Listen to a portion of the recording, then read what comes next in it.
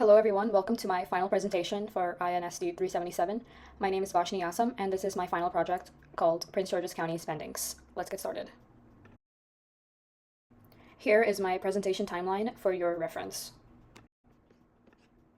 I identified an issue where smaller departments in Prince George's County were receiving less funding than the more popular departments. Despite being granted a staggering amount of 3.5 billion USD annually, the uneven distribution of funds negatively impacts these smaller departments in the county, and also the quality of life for residents. To address this problem, I wanted to create a solution that would ensure that all departments receive an equitable share of resources. In order to do this, I chose the API called Prince George's County Government Spendings for the fiscal year of 2021. My research led me to believe that providing better access to funding records could create transparency and an environment which people could ask questions and point out solutions to solvable problems. My statement slightly changed from my midterm, where I aim to find a solution to what our county has been spending on in the last 7 fiscal periods. I removed this time period to make it less specific and just focus on 2021, which is one of the most recent years. I did not use the wireframes I created for my midterm because I felt that they were not the best way to solve my problem.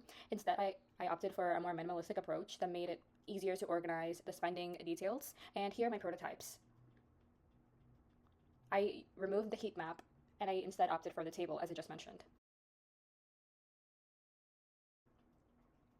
I used Chart.js to create pie charts and bar charts. I used Fetch API to retrieve data from an external API endpoint in the JSON format. JSON. I utilized promises to handle asynchronous functions, and I use HTML DOM to manipulate pages elements dynamically. Additionally, I use JSON to parse the data into a JavaScript object for chart creation and table population. I implemented specific fonts on the web page using Google Fonts. During the project, I experienced difficulty with using the Fetch API, especially understanding the correct syntax and formatting required to make the requests and to process the responses. However, I was able to overcome this by seeking help online and looking at previous examples from class. I also struggled with the debugging errors that arose in my JavaScript code. Some error messages provided were not specific enough to guide me towards the solution, so I had to spend a significant amount of time going through the code line by line to locate and fix the issues.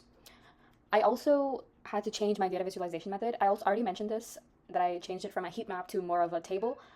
I realized that using the heat map was not optimal at all, so I switched to a table. But despite these difficulties, I successfully connected the data from the API to my application, and I learned and integrated Chart.js into my project. The project helped me gain a deeper understanding of the problem, including its background, stakeholders, and other influencing factors. And this led me to make more informed decisions and find more effective solutions. Now I will show you guys a demonstration of my website. I would also like to add that I added an extra page to show the causes, for example, which smaller organizations and departments that actually need funding, so that we have more context clues and background information for our visitors for the website. Here's a landing page for my website. When you scroll down, you'll be able to see a pie chart with the different agencies that are getting funded, and you'll also be able to see a bar graph. Then you can click the records. There's 2 different options for you to get to that page.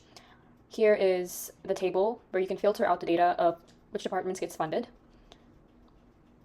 You can filter by the payee name, the agency, the zip code, and even by the amount.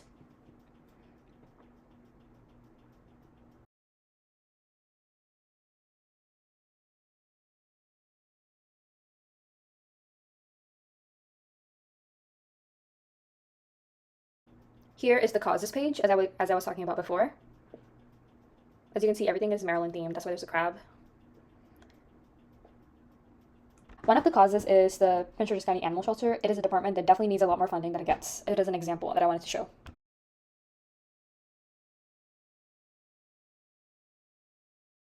The next steps for my project would be to perform more research to understand a deeper understanding of these budget discrepancies.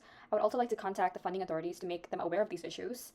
And I would like to make another interface similar to this, but have more in-depth data on the spending information. So let's do a quick recap. The problem is that smaller departments in PG County barely get any funding, and this causes them to not operate at their best potential. But there's enough money for everyone, all of the departments, but it has to be organized and utilized better.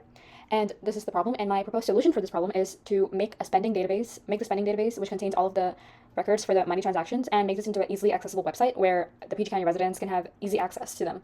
This allows us as PG County citizens to ask questions and bring forth solution proposals.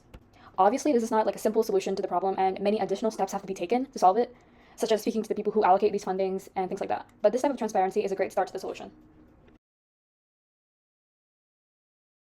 I would love to thank Professor for providing with such informational lab videos. I utilized them a lot during this project, and I would also love to thank my TAs. Thank you so much.